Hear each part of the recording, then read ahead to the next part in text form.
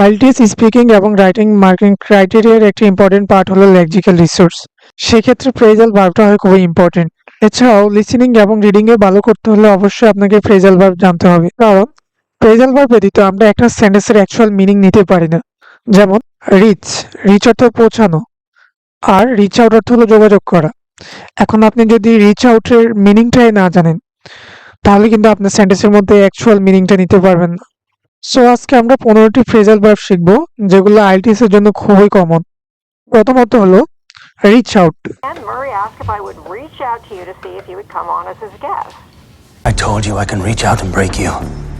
যার বাংলা অর্থ হলো যোগাযোগ করা। অর্থাৎ যখন আমরা ফোনে, ইমেইলে অথবা মেসেজে কারোর সাথে যোগাযোগ করি, তখন আমরা বলতে পারি reach out. If I need any help, যদি আমার কোনো সাহায্যের প্রয়োজন হয়, I will reach out to you, আমি তোমার সাথে যোগাযোগ করব। আমরা জানি কল অর্থ ফোন করা বা ডাকা। Example, I will call you tonight, আমি তোমাকে আজ রাত কল করব বা ফোন করব। কিন্তু কলের সাথে যখন অফ বসে, তখন এটার মিনিংটা চেঞ্জ হয়ে যায়। যেমন call of. He threatened to call off the Europe trip this summer, but my sister managed to calm him down. You want me to call off the ceremony for that?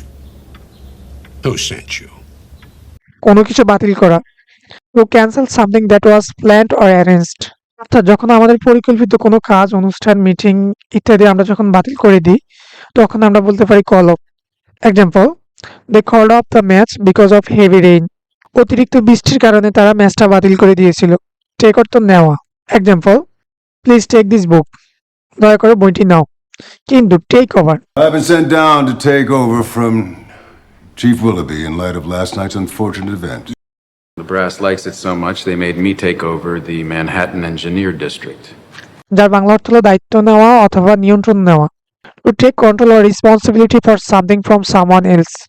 অর্থাৎ যখন আমরা কারো কাছ থেকে কোনো দায়িত্ব বা কোনো কিছুর নিয়ন্ত্রণ আমাদের নিজেদের হাতে নিই, তখন আমরা বলতে পারি take over.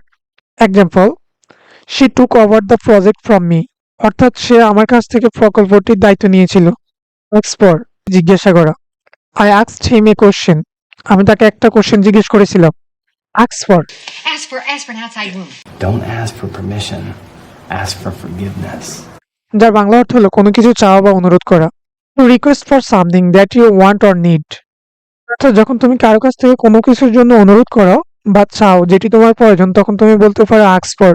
Example, I always ask for extra tomato sauce on my pizza. আমি আমার পিৎজায় সবসময় অতিরিক্ত টমেটো সস চাই। পে, যার অর্থ হলো টাকা দেওয়া অথবা পরিশোধ করা। যেমন, আই পেড দ্য বিল, আমি বিলটি পরিশোধ করেছিলাম। Pay attention. Campbell, pay attention. Let him pay attention to anything but you, okay? মনোযোগ দেওয়া। To watch, listen to or think about something or someone carefully. যখন আমরা কোনো কিছু দেখি, শুনি অথবা চিন্তা করি খুব মনোযোগ দিয়ে, তখন আমরা বলতে পারি pay attention. Example, you need to pay attention in class. তোমার ক্লাসে মনোযোগ দেওয়া প্রয়োজন। মেক, যার বাংলা অর্থ হলো তৈরি করা বা বানানো। শি মেড এ কেক, সে একটি কেক তৈরি করছিল। কিন্তু make clear. I wish to make clear to you certain matters of Special agent in charge would like to make clear. যার বাংলা অর্থ হলো পরিষ্কার করা বা স্পষ্ট করা। অর্থাৎ কোনো কিছু স্পষ্টভাবে বোঝানো বা পরিষ্কার করে বলা। Example, she made it clear that she didn't like the idea. সে এটি স্পষ্ট করছে যে সে আইডিয়াটা পছন্দ করে নাই। গিভ অর্থ দেওয়া। Example, please give me your pen, দয়া করে তোমার কলমটি দাও। কিন্তু give up. The Toon Squad doesn't give up at halftime. Who's saying you have to give up anything? যার অর্থ হলো হাল ছেড়ে দেওয়া অথবা কিছু ত্যাগ করা। Stop trying to do something because it is difficult or you think you can not succeed. আমরা যখন কোনো একটা জিনিস করার চেষ্টা করি এবং সেই জিনিসটা যদি আমাদের জন্য ডিফিকাল্ট হয়, তখন আমরা হাল ছেড়ে দিই। অথবা যখন আমরা কোনো একটা অভ্যাসে অভ্যস্ত হই এবং সেই অভ্যাসটা আমরা ত্যাগ করতে চাই, তখন আমরা বলতে পারি give up. Example, you are to give up smoking, তোমার ধূমপান ছেড়ে দেওয়া উচিত।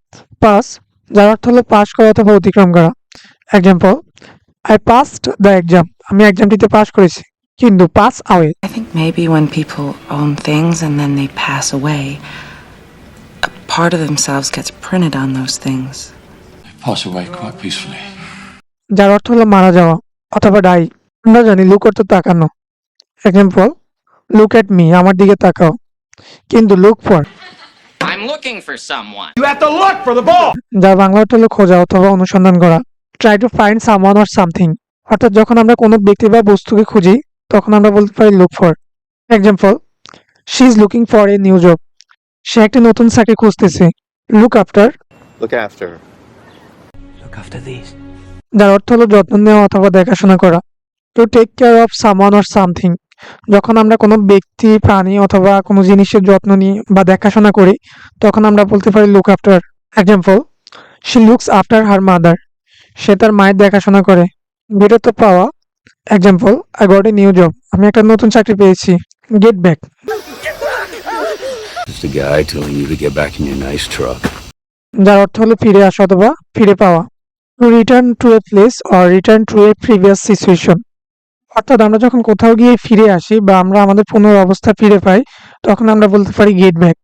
Example, I goat back home at 10 PM, আমি রাত 10টায় ঘরে ফিরে এসেছিলাম। ব্রিং, নিয়ে আসা। প্লিজ ব্রিং ইউর বুক, তোমার বইটি নিয়ে এসো। কিন্তু bring forward, Billy, we've decided not to bring forward an abolition bill this year. No? Mr. Stamphill, can you bring forward evidence of the existence of a co-conspirator? যার অর্থ হলো সময় এগিয়ে আনা বা কোনো কিছু প্রস্তাব দেওয়া। ব্রিং ফরওয়ার্ডের দুইটা মিনিং আছে। Change the time of something so it happens earlier than plan, অর্থাৎ যখন আমাদের পূর্ব পরিকল্পিত কোনো প্ল্যান থাকে, পরিকল্পনা থাকে এবং সে সময়টাকে আমরা যখন এগিয়ে আনি তখন বলতে পারি ব্রিং ফরওয়ার্ড। অথবা two suggest something for discussion, অর্থাৎ কোনো কিছু আলোচনার জন্য পরামর্শ দেওয়া। I want to bring forward my meeting with Raju two Friday, অর্থাৎ রাজুর সাথে আমার মিটিংটি শুক্রবারে এগিয়ে আনতে চাই। Another example, he ব্রট forward a new idea during the discussion, অর্থাৎ সে আলোচনার সময় একটা নতুন আইডিয়া উপস্থাপন করেছিল। হ্যান্ড তো হাতে দেওয়া। Hand me the pen please, দয়া করে কলমটি আমার হাতে দাও। কিন্তু hand in, Because I think you're about to ask for my daughter's hand in marriage. Did you have a hand in this? যার অর্থ হলো জমা দেওয়া। To give something to someone in a position of authority like a teacher, boss or a police officer, অর্থাৎ যখন আমরা কোনো দায়িত্বশীল ব্যক্তির কাছে কোনো কিছু জমা দিই, যেমন শিক্ষক, পুলিশ অথবা অফিসের বস, তখন আমরা বলতে পারি hand in. Example, the students must hand in their papers before living the room, অর্থাৎ রুম থেকে বের হওয়ার পূর্বে স্টুডেন্টদেরকে তাদের খাতা অবশ্যই জমা দিতে হবে। তারপর হলো চিল, যার বাংলা অর্থ হলো শীতল অনুভূতি বা ঠান্ডা। Example, I felt a chill when I went outside, যখন আমি বাইরে গিয়েছিলাম তখন আমি ঠান্ডা অনুভব করেছিলাম। চিল আউট অর্থ হলো শান্ত হওয়া। Man, please, better than Chef Boyardee ain't. Chill out, bro. I usually come out here every evening alone, chill out and write. To relax, calm down or stop worrying, চিন্তার রাগ বা উত্তেজনা কমিয়ে শান্ত ও আরাম করা। Example, you should chill out before your IELTS exam, তোমার আইএলটিএস এক্সামের পূর্বে তোমার শান্ত হওয়া উচিত অথবা একটু আরাম করা উচিত। গো তো যাওয়া। Example, I go to work everyday, আমি প্রতিদিন কাজে যাই। Go ahead, Go ahead, go ahead. Go ahead. Go ahead. যার অর্থ হলো এগিয়ে যাওয়া, চালিয়ে যাওয়া অথবা অনুমতি দেওয়া। To give permission to do something or to continue with something, অর্থাৎ আমরা যখন কোনো একটা কাজ কন্টিনিউয়াসলি করে যাই অথবা কাউকে কোনো একটা কাজ কন্টিনিউয়াসলি করে যাওয়ার জন্য পারমিশন দিই তখন আমরা বলতে পারি go ahead. Example, despite the difficulties they decided to go ahead with the project, সমস্যা থাকা সত্ত্বেও তারা প্রকল্পটি চালিয়ে যাওয়ার সিদ্ধান্ত নিয়েছিল।